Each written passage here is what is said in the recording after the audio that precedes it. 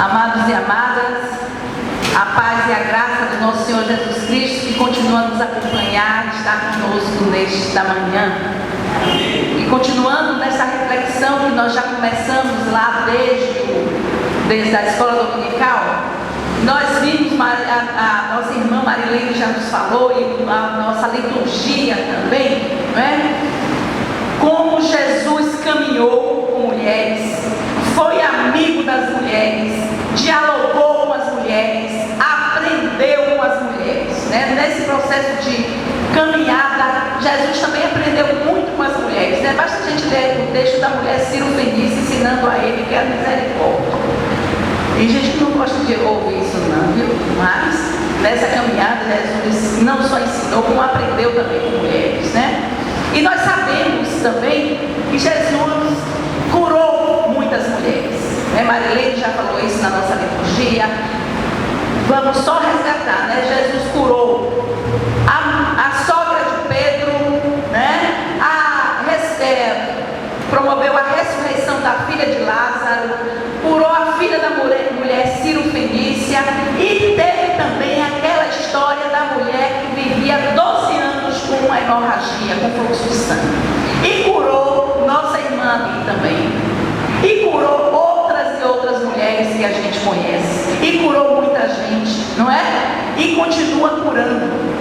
Claro que a oração é muito importante, a fé é muito importante, mas eu tenho a certeza que junto com essa fé, com essa oração, os médicos e a ciência ajudaram muito também, né? Que é para a gente não achar que basta a gente orar e esquecer o tratamento, não é? E não é assim, é a oração, mas também é o remédio, é o tratamento, é não deixar de ir ao médico, isso também ajuda, porque hoje a gente está ouvindo muita gente dizer abandone o tratamento e fique só orando, né? Quando a minha irmã, que eu contei para vocês, que eu perdi há 7 anos atrás, estava doente fazendo tratamento, levaram uma curandeira lá para ela, e ela disse que era para minha irmã abandonar todos os remédios que tinha tomado e tomar uma garrafada. Isso é complicado, né, minha gente? Muito complicado. Então, se a gente não tem discernimento e fé também que Deus age através da ciência e da cura, a gente entra em algumas furadas aí. Mas para essa manhã, né, eu quero focar exatamente na cura que Jesus fez com aquela mulher com fluxo de sangue durante 12 anos. É um texto bastante conhecido de todos nós, está lá no Evangelho de Marcos, capítulo 5, versículos 25 a 34, que eu vou ler rapidamente, mas a gente lembra perfeito, não é? Jesus estava, como sempre gostava, né, que Jesus não ficava no templo. Jesus pouco gostava de ir no templo, viu que Jesus gostava mais de ficar andando pelos caminhos com as pessoas.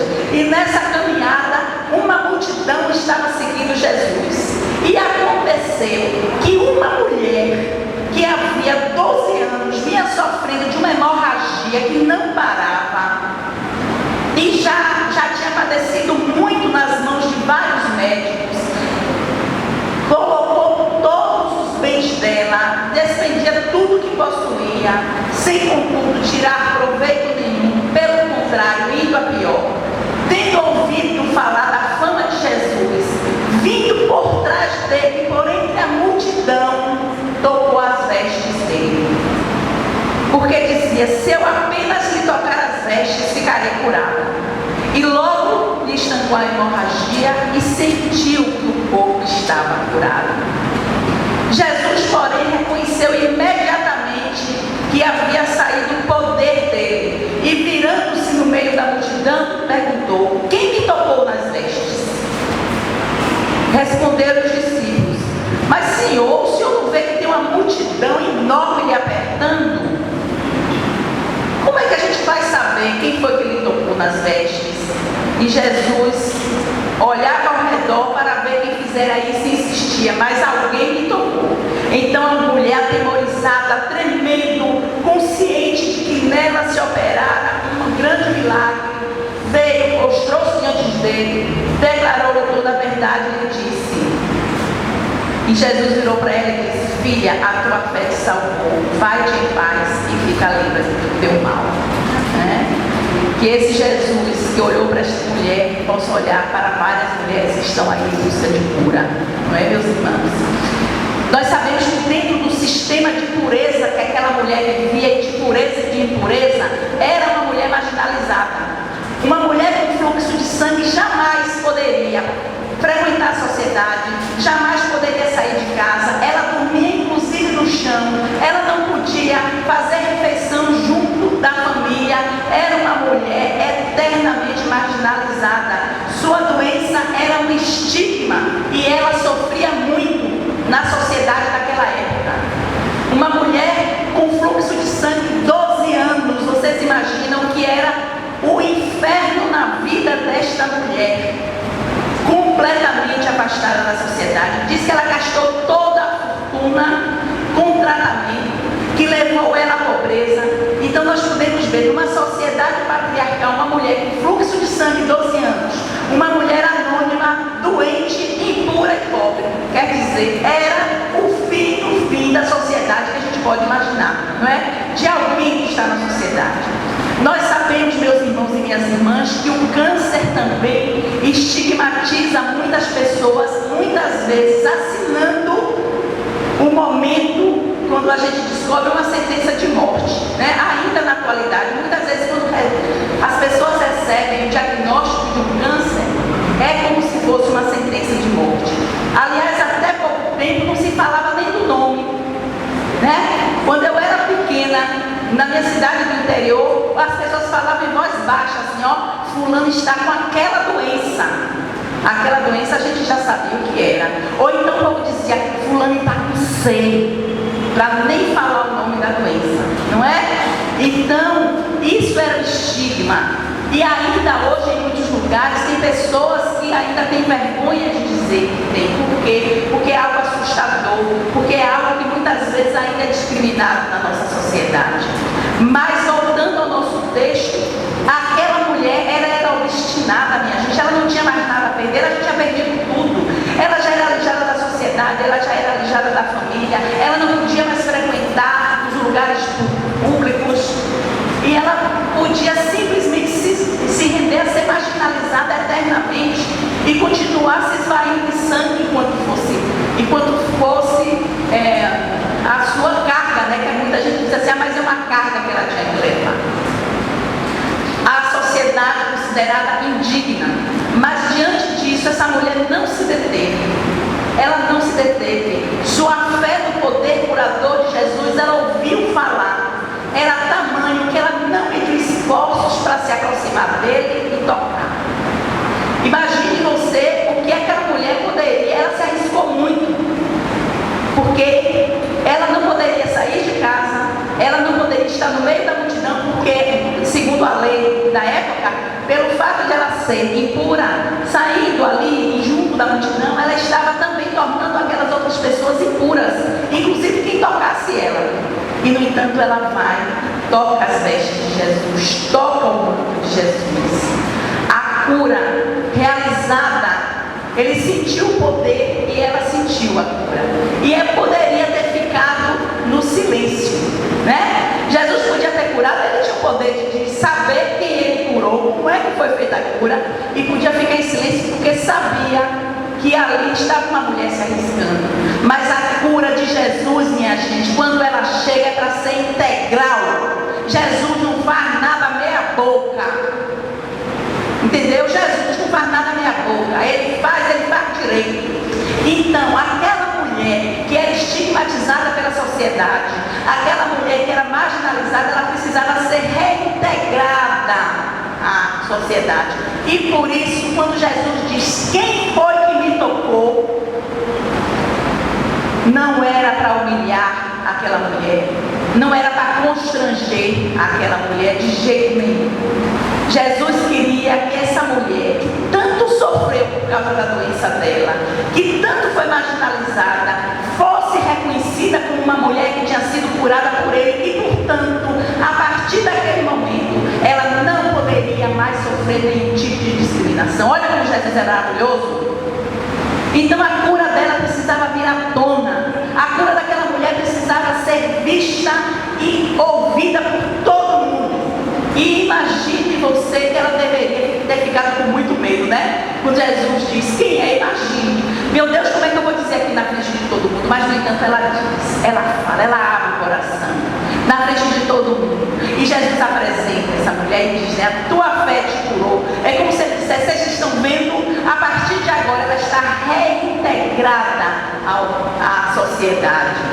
A mulher agiu com esperança e ousadia, apenas um toque foi curado. E não foi curada apenas do fluxo de sangue, foi curada da dor da alma, porque o que Jesus fez com ela, minha gente, foi um processo terapêutico, né? Então, a gente sabe que no processo da cura do câncer, muitas vezes a gente precisa não só passar pelo médico, pela quimioterapia, pela radiologia, mas ser acompanhado também, muitas vezes, por um processo terapêutico, por uma psicóloga, e muitas vezes também pelo acompanhamento pastoral das nossas igrejas, né? Para a gente ouvir, para a gente orar junto, para a gente estar junto. Ao contar a Jesus toda a verdade, toda a vida dessa mulher foi passada de sofrimento e marginalização para uma vida digna. Eu vim para que todos tenham vida em abundância. Essa mulher foi curada do sofrimento de tantos anos. A grande teóloga feminista mexicana Elsa Tames disse: o mais importante na atitude daquela mulher foi a luta, a resistência, a ousadia em tocar Jesus, sem jamais se dar por vencida.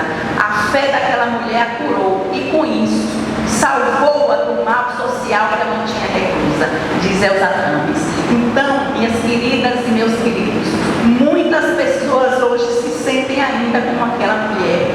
O câncer carrega consigo, por vezes, um estigma semelhante. Eu fiz uma pesquisa e, de acordo com a Sociedade Brasileira de Mastologia, 70% das mulheres diagnosticadas com câncer são abandonadas pelos seus parceiros durante o tratamento. 70% das mulheres. Isso é triste, isso dói muito. Acho que os homens precisam fazer valer, né, o seu amor neste momento, de estar presente. Ouvi dia desses uma mulher dizendo que quando ela descobriu que estava com câncer, que ela ia precisar tirar a mama, o marido dela disse: eu fico com você até você fazer o tratamento, mas o nosso casamento acabou. E ela virou para ele e disse: não, você vai sair de casa agora, porque se você não vai ficar comigo depois do tratamento, eu não preciso de você agora, eu vou enfrentar isso, porque quiser vir conversar comigo. Então, as mulheres ainda sofrem esse desprezo, né, e esse abandono. A atitude de Jesus para com aquela mulher é surpreendente. Foi surpreendente naquela época e é surpreendente ainda hoje. Foi todo o processo terapêutico, né? Se esse momento que Jesus fez, se essa cura, se essa participação alegrou aquela mulher e nos alegra quando a gente lê esse texto bíblico, ainda hoje, esse texto é para nos fortalecer, meus amigos, meus irmãos e minhas irmãs. É para isso que a gente lê o texto bíblico. Não é para ficar lembrando: oh, que maravilha que Jesus fez, mas o que a gente aprende? O que a gente aprende desse Jesus? O que nós aprendemos hoje? Quando Patrícia falou aqui, olha o testemunho dela, que ela e Marilene abre as portas da igreja, acolhe mulheres que estão aqui nesse hospital, aqui ao lado. Não é importante? Elas chegaram aqui, elas não querem comprar no bazar, não. Elas querem entrar aqui na igreja e sentir um ambiente confortável, acolhedor. E graças a Deus que nós temos essa igreja aqui perto e que pode fazer isso, que pode abrir as portas. As portas das nossas igrejas precisam estar abertas. Os nossos corações precisam estar abertos para acolher essas mulheres também.